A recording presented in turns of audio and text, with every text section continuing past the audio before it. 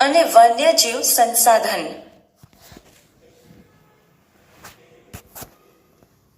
પ્રસ્તાવના: માનવનું અસ્તિત્વ, પ્રગતિ અને વિકાસ સંસાધનોને આભારી છે.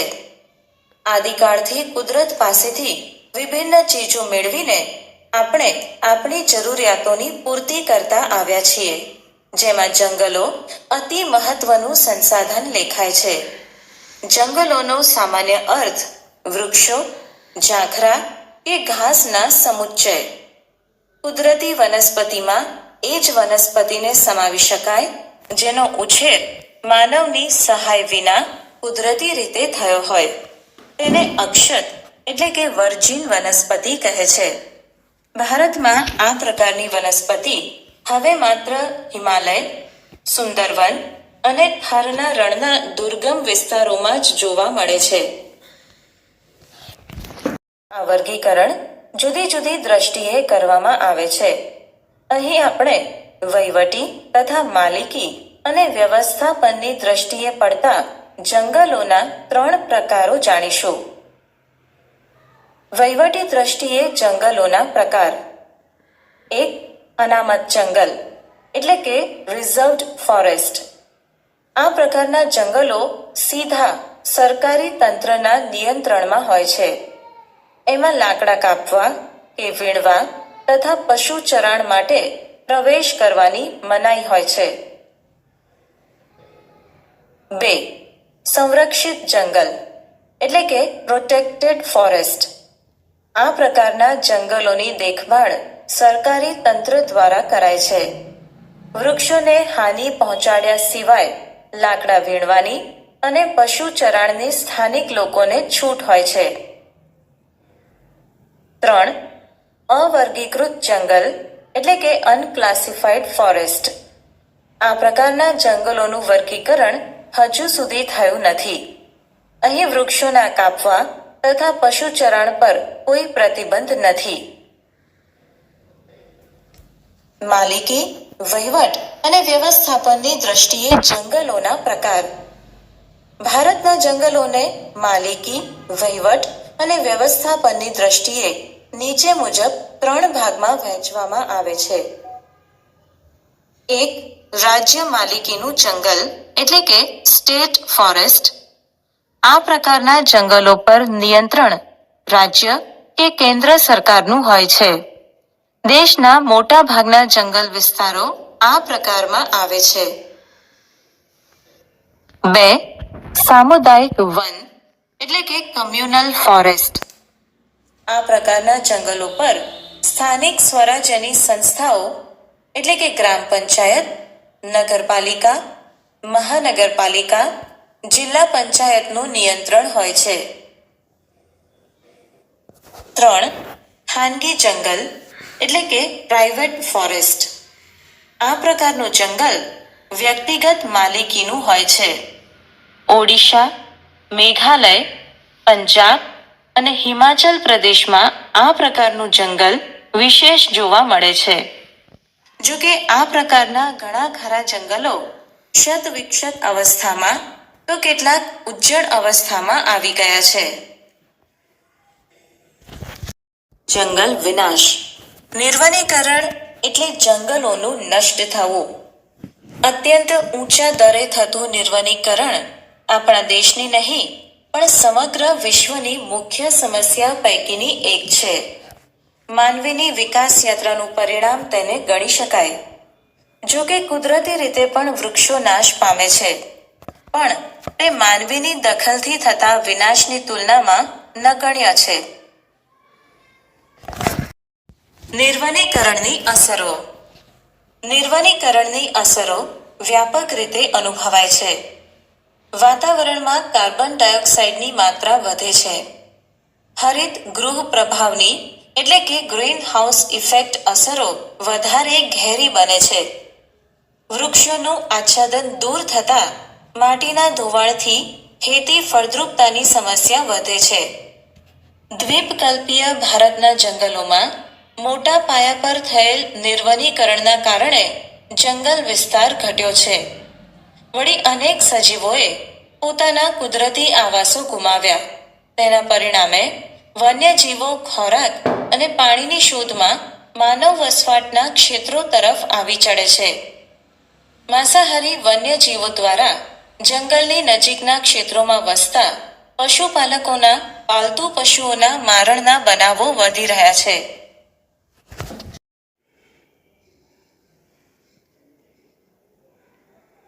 વન સંરક્ષણ અંગેના ઉપાયો. લાકડાના વિકલ્પે વાપરી શકાય તેવી સામગ્રી માટે સંશોધનો હાથ ધરવા. તેથી લાકડાનો વપરાશ ઘટતા વનો બચશે. જ્યાં જરૂરિયાત કે વિકાસ માટે નિર્માણ કાર્ય કરતા જે વૃક્ષો અનિવાર્યપણે કાપવા પડે તેની જગ્યાએ નવા એ જ પ્રજાતિના વૃક્ષો વાવવા જોઈએ. અપરિપક્વ વૃક્ષોના કાપવા પર સંપૂર્ણ પ્રતિબંધ મૂકવો જોઈએ. જે ઉદ્યોગો જંગલોમાંથી કાચો માલ મેળવે છે તેને ભવિષ્યની જરૂરિયાત સંદર્ભે વનીકરણ માટે ફરજ પાડવી જોઈએ. ઇકો ટુરિઝમના વિકાસના નામે જંગલની સ્થિતિ ન જોખમાય તે માટે કડક રીતે નિયમન કરવું. સ્થાનિક લોકોમાં આ અંગે વ્યાપક જનજાગૃતિ કાર્યક્રમનું આયોજન કરવું. શાળા કોલેજોમાં શીખવાતા પાઠ્યક્રમોમાં આ અંગેની વિગતો સમાવવી અને વન સંરક્ષણની વિશેષ જરૂરિયાત સમજાવવી. ઘાસચારો અને બળતણ માટેની જરૂરિયાત માટે સામાજિક વનીકરણ એટલે કે સોશિયલ ફોરેસ્ટ્રી અને કૃષિ વનીકરણ એટલે કે એગ્રો ફોરેસ્ટ્રીને આયોજનબદ્ધ પ્રોત્સાહક પગલાં ભરી સઘનપણે વિસ્તારવા. બળતણની જરૂરિયાતમાં લાકડાના વપરાશના બદલે સૌર ઉર્જા, કુદરતી વાયુ વગેરે જેવા વિકલ્પો અપનાવવા જોઈએ. વન સંસાધનોનો કરકસરપૂર્વક ઉપયોગ કરવો. કીટકોથી ક્ષતિગ્રસ્ત થયેલા વૃક્ષોને દૂર કરવાથી અન્ય તંદુરસ્ત વૃક્ષોના વિકાસની પ્રક્રિયા ઝડપી બને છે. દાવાનળથી જંગલોને ભારે નુકસાન થાય છે. તેના શમન માટે રાષ્ટ્રીય સ્તરે અલાયદું તંત્ર કે દળ ઊભું કરવું. જંગલ ક્ષેત્રોમાં આવેલા ધાર્મિક આસ્થા કેન્દ્રો પર ભરાતા મેળા, યોજાતા ભંડારા કે પરિક્રમા સમયે પરિવહનની સુવિધા વધતા અને પ્રવાસ સુગમ થતા હજારો યાત્રિકો પહોંચે છે. તે સમયે થતો કચરાનો યોગ્ય નિકાલ ન થવાથી જંગલ દૂષિત થાય છે. પશુ ચરાણ માટે અલાયદા વિસ્તારો રાખવા જોઈએ. વન્યજીવન. ભારતમાં આબોહવા અને ભૂપૃષ્ઠની દ્રષ્ટિએ ઘણી વિવિધતા જોવા મળે છે. આ ભૌગોલિક વૈવિધ્યના કારણે જીવજંતુઓ, પશુ પક્ષીઓ અને વનસ્પતિમાં વિવિધતા જોવા મળે છે. વિશ્વમાં પશુ પક્ષીઓની લગભગ 15 લાખ જેટલી પ્રજાતિઓ છે. તેમાંથી 81,251 જેટલી પ્રજાતિઓ ભારતમાં જોવા મળે છે. જૈવ વિવિધતાની દ્રષ્ટિએ જોઈએ તો ભારત વિશ્વમાં 12મા સ્થાને છે. ભારતમાં એશિયા, યુરોપ અને આફ્રિકાના 3 પ્રકારના વન્યજીવો જોવા મળે છે. આફ્રિકાના ઝરખ, ચિંકારા, યુરોપીય વરુ, જંગલી બકરીઓ અને કાશ્મીરી મૃગ, દક્ષિણ પૂર્વ એશિયાના હાથી, ગિબન વાંદરાની એક જાત વગેરે જોવા મળે છે. ભારતના જૈવ વૈવિધ્યમાં કાળા રંગના રીંછ, એક શીંગી ભારતીય ગેંડો, હરણ, વિવિધ પ્રકારના સાપ, મુખ્ય પક્ષીઓમાં મોર, ઘોરાડ, બાજ, કલકલિયો, સુરખાબ અને સારસ જોવા મળે છે. હિમાલયમાં ઊંચાઈ પર જોવા મળતો હિમ દીપડો અને ત્યાં જ શીતવનોમાં જોવા મળતું લાલ પાંડા વિશિષ્ટ પ્રાણીઓ છે. દુનિયામાં વર્તમાન સમયમાં ભારત એક એવો દેશ છે જેમાં વાઘ અને સિંહ તેમના કુદરતી આવાસમાં વિચરે છે. શિયાળા દરમિયાન રાજસ્થાનમાં કેવલાદેવના રાષ્ટ્રીય ઉદ્યાન, ભરતપુર અને ગુજરાતના નળ સરોવર જેવા જળપ્લાવિત વિસ્તારોમાં અસંખ્ય યાયાવર પક્ષીઓ દૂર દૂરથી શિયાળો ગાળવા આવે છે. ઓડિશાના સમુદ્ર કિનારાના રેતીના તટે સમુદ્રી કાચબા ઈંડા મૂકવા આવે છે. ભારતીય અજગર અને વિવિધ પ્રકારના સાપ તથા દક્ષિણના ગીચ વર્ષાવનોમાં રાજનાગ જોવા મળે છે. વન્યજીવન. આજે વિશ્વના અસંખ્ય વન્યજીવો વિનાશ થવાના આરે ઉભેલા છે. ગત સદીની શરૂઆતમાં વાઘ સમગ્ર ભારતમાં જોવા મળતા હતા. તે સમયગાળામાં ગુજરાતમાં ઈડર, અંબાજી, દાંતાના જંગલોમાં વાઘ જોવા મળતા હતા. આજે ગુજરાતના જંગલોમાં વાઘ સંપૂર્ણ રીતે નષ્ટ થયા છે. ભારતના જંગલોમાંથી ચિત્તો નષ્ટ થઈ ચૂક્યો છે. અગાઉ ભારતના જંગલોમાં સહજ જોવા મળતી અનેક પક્ષીઓની જાતિઓ હવે ભાગ્યે જ નજરે પડે છે. એમાં ગીધ, ગુલાબી ગરદનવાળી બતક, સારસ અને ઘુવડ વગેરે ભવિષ્યમાં લુપ્ત થવાની તૈયારીમાં છે. પૂર્વોત્તરના અરુણાચલ પ્રદેશમાં એક સમયે વ્યાપક પ્રમાણમાં જોવા મળતા મોટા ચિલોત્રા આજે સરળતાથી જોવા મળતો નથી.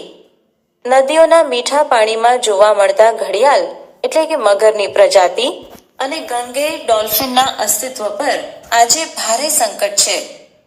ઓડિશા, ગુજરાત વગેરે રાજ્યોના સમુદ્ર કિનારે ઈંડા મૂકવા આવતા સમુદ્રી કાચબાઓની સંખ્યામાં સતત ઘટાડો નોંધાયો છે. એક સમયે ગુજરાતની નર્મદા, તાપી, મહી અને સાબરમતી સહિતની નદીઓમાં જોવા મળતી જળ બિલાડી તે ક્ષેત્રોમાં લગભગ લુપ્ત થવાના આરે છે. આ સ્થિતિ અંગે આપણે ગંભીરતાથી વિચારવાનો સમય પાકી ગયો છે.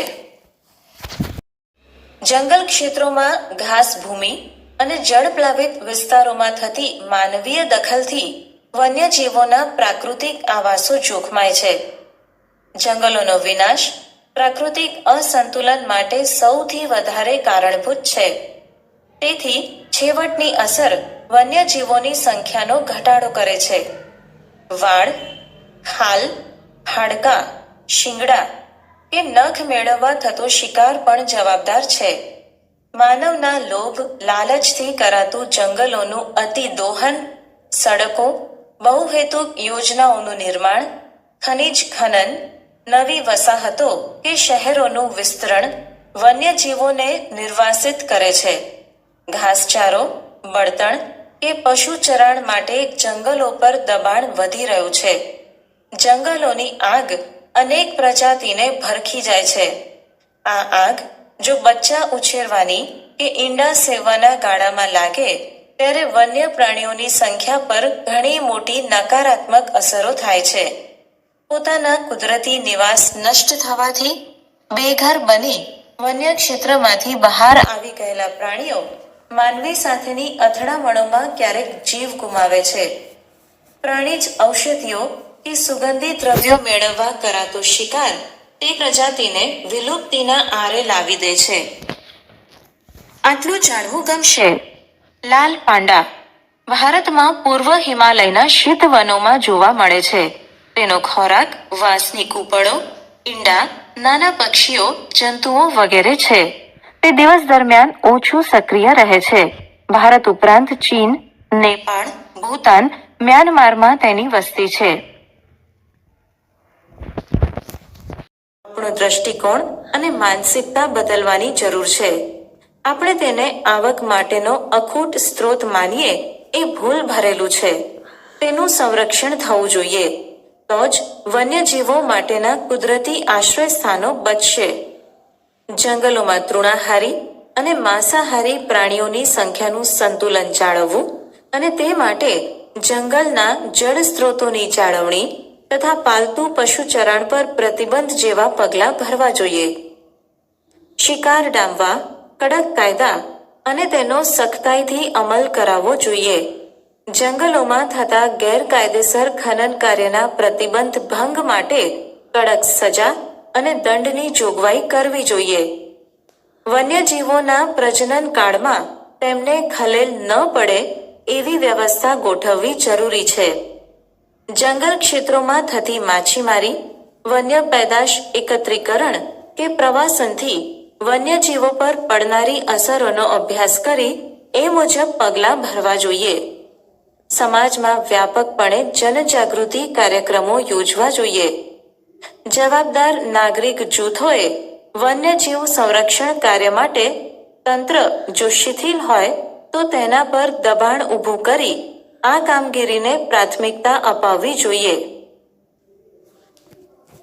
આટલું જાણવું ગમશે. જળચર ગંગે ડોલ્ફિન એટલે કે નદીઓની ડોલ્ફિન. ભારતની ગંગા બ્રહ્મપુત્રા નદીમાં જોવા મળતી ગંગે ડોલ્ફિન મીઠા પાણીની પ્રજાતિ છે. તે સામાન્ય રીતે ઊંડા અને શાંત વહેણવાળા નદી પ્રવાહના ક્ષેત્રોમાં વસે છે. દુનિયાના અત્યંત ગીચ વસ્તી ધરાવતા પ્રદેશોમાંથી વહેતી ગંગા નદીમાં જોવા મળે છે. નદીમાં છોડવામાં આવતું ગંદુ પાણી, નિર્વનીકરણથી થતું કાપનું પુરાણ, મત્સ્ય ઉદ્યોગ, નદીમાં થતું વહાણવટું, ઔદ્યોગિક કચરો વગેરેને કારણે તેના અસ્તિત્વ સામે ખતરો ઊભો થયો છે. ભારતમાં ગંગા બ્રહ્મપુત્ર સિવાય ચંબલ નદીમાં તેની અત્યંત અલ્પ વસ્તી બચી છે. તે વારંવાર શ્વાસ લેવા સપાટી પર આવી સુ અવાજ કરતી હોવાથી સ્થાનિકો તેને સોસ, સુસુ કે સુઈસ એવા નામે પણ ઓળખે છે. આપણા પાડોશી દેશો બાંગ્લાદેશ અને નેપાળની નદીઓમાં પણ તે વસે છે. હાલમાં ગંગા ડોલ્ફિનના અસ્તિત્વ માટે ખતરો ઊભો થયો છે.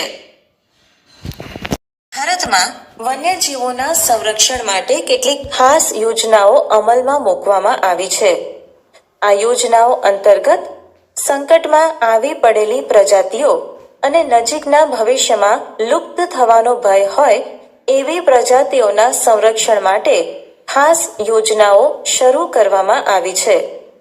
એમાંની કેટલીક મહત્વની યોજનાઓનો આપણે ટૂંકમાં પરિચય મેળવીએ. 1. વાઘ પરિયોજના. એક અંદાજ મુજબ 20મી સદીની શરૂઆતમાં ભારતના જંગલોમાં લગભગ 40,000 કરતાં પણ વધારે વાઘ હોવાનો ઉલ્લેખ છે. અનિયંત્રિત, ગેરકાયદેસર થતા શિકાર અને નિર્વનીકરણના પરિણામે વાઘના અસ્તિત્વ માટે બહુ મોટો ખતરો ઊભો થયો હતો. તે સંજોગોમાં 1971માં વાઘ બચાવના હેતુથી આ પરિયોજના શરૂ કરાઈ, જે મુજબ વાઘના કુદરતી આવાસોને સુરક્ષિત રાખવા અને તેનું પર્યાવરણીય સંતુલન જાળવવા રાષ્ટ્રીય સ્તરેથી શ્રેણીબદ્ધ પગલાં લેવામાં આવ્યા. અત્યારે દેશમાં કુલ 44 જેટલા ક્ષેત્રોમાં આ યોજના કાર્યરત છે. આટલું જાણવું ગમશે. દીપડો. દીપડો એ બિલાડી કુળનો છે. સિંહ અને વાઘની તુલનામાં નાનું કદ ધરાવે છે. તેની વસ્તી સમગ્ર ભારતમાં જોવા મળે છે. તે સંપૂર્ણ કાળા રંગના પણ જોવા મળે છે. ગુજરાતના જંગલોમાં તે મોટી સંખ્યામાં છે. તે અવારનવાર માનવ વસ્તીમાં આવી ચડે છે. લોકો મોટે ભાગે જાણકારીના અભાવે તેને ચિત્તાના નામે ઓળખે છે. આટલું જાણવું ગમશે. ચિત્તો ભારતના જંગલોમાંથી સંપૂર્ણ નામશેષ થયેલ છે. હાલ તે કુદરતી આવાસમાં માત્ર આફ્રિકા ખંડમાં જ જોવા મળે છે. ભારતમાં તે બંધનાવસ્થા એટલે કે પ્રાણી સંગ્રહાલયમાં જોવા મળે છે. 2. હાથી પરિયોજના. 1992માં આ પ્રોજેક્ટનો આરંભ કરવામાં આવ્યો.